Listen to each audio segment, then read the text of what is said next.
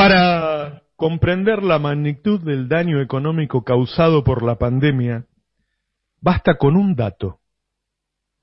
Según la Organización Internacional del Trabajo, en el mundo se perdieron 225 millones de puestos de trabajo, la caída de empleo más severa desde la Segunda Guerra Mundial.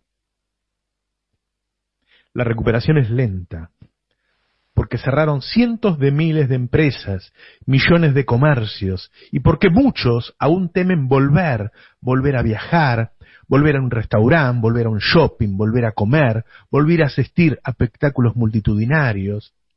La economía de Francia cayó más de un 8% y apenas se recuperará un 5,5%. La economía de Inglaterra cayó casi un 10% y apenas se recupera un 7%. Italia cayó casi un 9% y apenas se recupera un 5%. España cayó casi un 11% y se recupera un 6%. La mayoría necesitará al menos 2 años para volver a como estaban antes de la pandemia. Argentina, en cambio, este año recuperará prácticamente todo lo perdido. Cayó un 9,9%, para ser exactos, y recuperará este año un 9,1%. Prácticamente recuperará todo. De hecho, ahora en agosto, estuvo un 0,3 arriba de febrero de 2020, ya arriba de la prepandemia. Y otra cosa más, el país podía haber caído mucho menos en 2020 si no hubiera comenzado el año con un derrape de casi el 6% en el primer trimestre, fruto de la maxi devaluación que generó el expresidente Macri en agosto de 2019, tras su enojo por la derrota de las PASO. Por otro lado, Argentina no tuvo la posibilidad de endeudarse para financiar los gastos de la pandemia, como hicieron otros países, porque encontró el país en default. Ni siquiera pudo utilizar los fondos que entregó el FMI para gasto social COVID, porque debió usarlos para pagarle al mismo fondo parte de la deuda tomada en 2018. Los países de la Unión Europea llegaron a gastar montos que representan el 40% de su PBI para apoyar a sus empresas y ciudadanos. Montos impensados para la débil economía que heredó Alberto. Hubo un país en la región, es cierto, que tuvo un saldo positivo en estos 2 años. Brasil cayó el 4 y está creciendo el 5. Ganó un 1 en estos 2 años, pero tuvo 609.000 muertos, porque no cuidó a su población. Siempre podía haber más muertos. Lo más llamativo del repunte argentino es que muchos sectores ya crecen por arriba del 2019, cuando no había pandemia, incluso por arriba de 2018.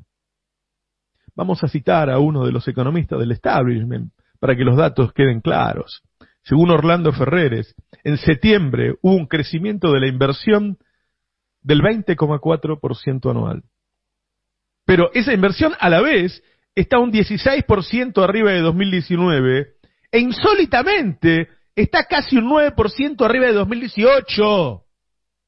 Como se ve, lejos de los pronósticos apocalípticos de los economistas serios del establishment, las empresas están invirtiendo durante el gobierno de Alberto Fernández, aún en pandemia, mucho más que en la administración de Macri, que se supone era amiga de los mercados.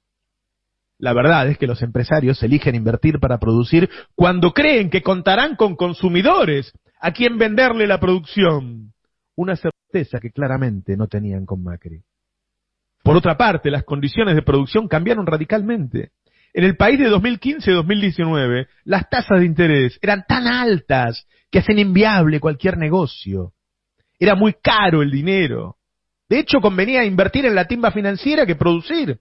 Las empresas se encontraron con incrementos de tarifa de hasta el 3.500%. Las importaciones competían de manera desleal. Hasta el ministro de Producción de Macri, Francisco Cabrera, aconsejaba: invertir, trae importaciones, no produzca, trae importaciones.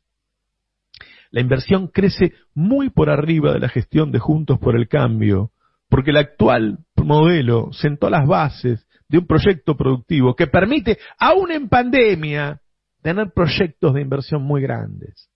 Otro dato elocuente es la evolución del comercio exterior y el fuerte repunte de las ventas externas. En los primeros 9 meses del año las exportaciones ya superaron los 58.000 millones de dólares. Es el valor más alto de 2013. Si lo medís en unidades, es el valor más alto de 2011. Y el saldo comercial es el más alto de 2009. Así anda la industria en Argentina. Argentina necesita crecer en general, pero hay un sector que define la calidad de los países, que es la industria, porque genera empleo de calidad y dólares por las exportaciones. Según el mismo Ferreres, la actividad industrial en septiembre estuvo un 11% arriba de 2020, un 10% arriba de 2019 y un 9% arriba de 2018. Increíble, arriba de 2018, ahora pandemia y antes sin pandemia. Durante el gobierno de Macri, la industria perdió empleos en 46 de los 48 meses de gobierno. 46 de los 48 perdía empleo. Hoy la industria tiene 35.000 empleos más que en 2019. Hay algunos sectores que sorprenden por su performance. Según la consultora de Manuel Álvarez Agis, la producción automotriz de septiembre fue 60% superior de la de 2019 y es la más alta en 4 años. Y ahora el componente de autopartes de los autos es 54% nacional. La época de Macri era 25%. Los despachos de cemento, dice Álvarez Agis, son un 18,2% más altos que 2019 y es el segundo registro más alto de la historia. La recaudación impositiva es un 58% más alta que el año pasado y es la más alta en términos reales desde 2015. ¿Cómo se explica que en medio de la pandemia que generó la mayor pérdida de empleos de la Segunda Guerra Mundial, la economía funcione hoy mejor que en los 4 años de Macri? Estos datos hablan del gobierno de Alberto, pero hablan mucho más del gobierno de Macri, que hoy tiene un montón de candidatos. Entre 2015 y 2009, según datos del Banco Mundial, el PBI per cápita cayó un 11%. La deuda pública pasó del 48% al 92% del PBI. La inflación se duplicó pasando del 25 al 56. El desempleo subió del 6,5 al 10,5 y el salario real en dólares cayó de $580 a 275. Y no había pandemia. La pandemia era él. El monumental derrape no es casual, sino fruto de un modelo de concentración del ingreso que ahoga el consumo y con él la inversión, la producción y el empleo. Para colmo, los pocos que ganaron fugaron esa renta al exterior. Joseph Stiglitz dijo en su discurso de aceptación del Premio Nobel de Economía en 2001 que existen 3 modelos de capitalismo en el mundo. El renano anglosajón, el de Alemania, con fuertes regulaciones bien controladas. El capitalismo salvaje norteamericano, con pocas regulaciones pero bien controladas, y el que predomina en Latinoamérica, que Stiglitz llamó de pillaje, con pocas regulaciones que no se controlan ni se cumplen. Ese capitalismo de pillaje que menciona el Nobel es el propuesto por la derecha local, y quien proponga alguna regulación será tildado de comunista. El año pasado el mismo Stiglitz reveló en un estudio en los últimos 30 años, el 1% más rico de los norteamericanos se quedó con el 110% de lo generado desde 1990. ¿Cómo el 110%? ¿Con más? Sí, se quedó con todo lo generado en los últimos 30 años, más un 10% de lo que tenían los pobres antes de 1990. Los ricos son multimillonarios y el 99% de los norteamericanos está peor que en 1990. Esa enorme concentración del ingreso hundió en la pobreza a millones de ciudadanos y también ralentizó el crecimiento económico de Estados Unidos y determinó que China lo supere. El capitalismo salvaje y mucho más el de pillaje no solo es injusto, es ineficaz. Es ineficaz.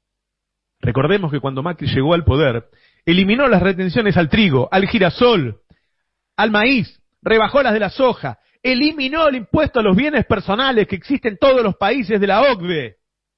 La rebaja de los impuestos a los ricos te la cargó a vos, con los tarifazos, con el derrape de las prestaciones previsionales, sacando el plan remediar, las computadoras para los pibes. todas las erogaciones que había para el pueblo. Todas. Esa furiosa concentración del ingreso se mostró ineficaz como método de generación de la riqueza y ni siquiera logró generar la confianza esperada por Macri, hecho que se comprueba al verificar que la fuga de divisas fue la más alta en décadas.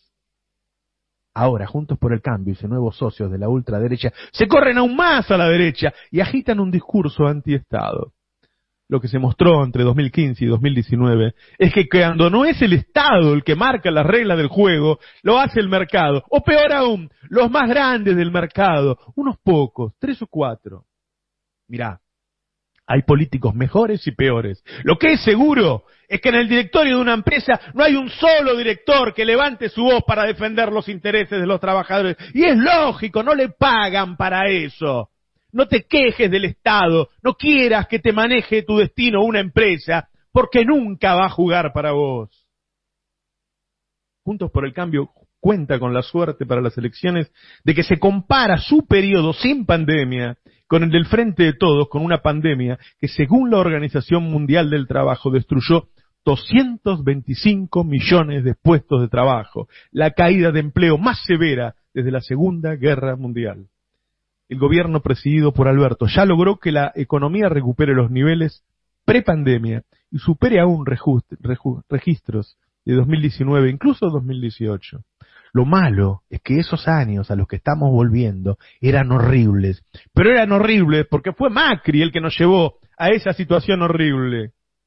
La pandemia cortó los conductos que suelen fluir el dinero entre la clase media y los más humildes.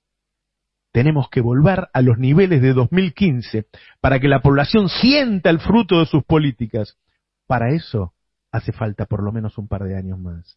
Para colmo, aún lo espera sortear el acuerdo con el FMI en condiciones razonables.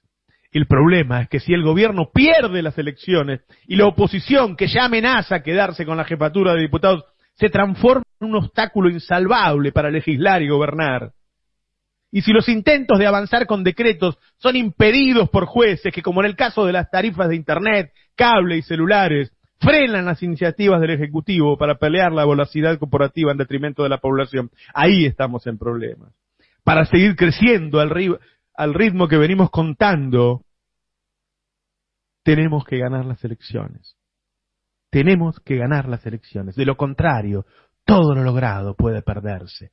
Hay que ir a votar. Todos tenemos que ir a votar. Hay que salir ya a ver a cada familiar, a cada vecino, a cada amigo, a cada conocido, a cada compañero de trabajo y convencerlo. Luchar por lo nuestro, por nuestros hijos, por nuestros nietos, actuales o futuros. Esa es nuestra responsabilidad histórica. Miren, alguna vez les conté que mi abuelo llegó de España en 1912 y que allá por 1920 laburaba en un horno de ladrillos y no podía darle de comer a mi abuela, a mi madre. Y entonces hizo una huelga. Y no había derecho a huelga en esa época. Entonces lo metieron preso una semana. Y el viejo salió y hizo una huelga de nuevo. Y lo metieron preso un mes y lo cagaron a palo. Y el tipo salió, hizo una huelga de nuevo y lo metieron preso un mes. Y lo cagaron a palo y lo dejaron sin comer, pero el abuelo siguió haciendo huelga, y gracias a la lucha del abuelo, mi padre, 25 años después, llegó a secretario general de la Federación Obrera del Caucho, porque ya había derecho a huelga por la lucha de mi abuelo. Por eso tengo lo que hay que tener para pelear hoy, por todo, por nuestro futuro. Ellos se quieren quedar con nuestra comida y hasta con nuestra alma. No lo vamos a permitir, porque ahora, 100 años después, nació mi nieta, y yo sé que corre por su sangre la lucha de mi padre y la lucha de mi abuelo, y sé también que ella quizá podrá perdonarme que pierda, pero jamás me va a perdonar que no luche. Demos esta batalla, compañeras y compañeros, militemos hasta el último minuto, demostrémosle a estos ladrones de almas que somos libres y que tenemos lo que hay que tener para defender nuestros derechos. Por Perón, por Evita, por Néstor, por Cristina, por Alberto y por la felicidad de nuestro amado pueblo. ¡Vamos a triunfar, carajo! Buenos días, esto es Navarro 2023.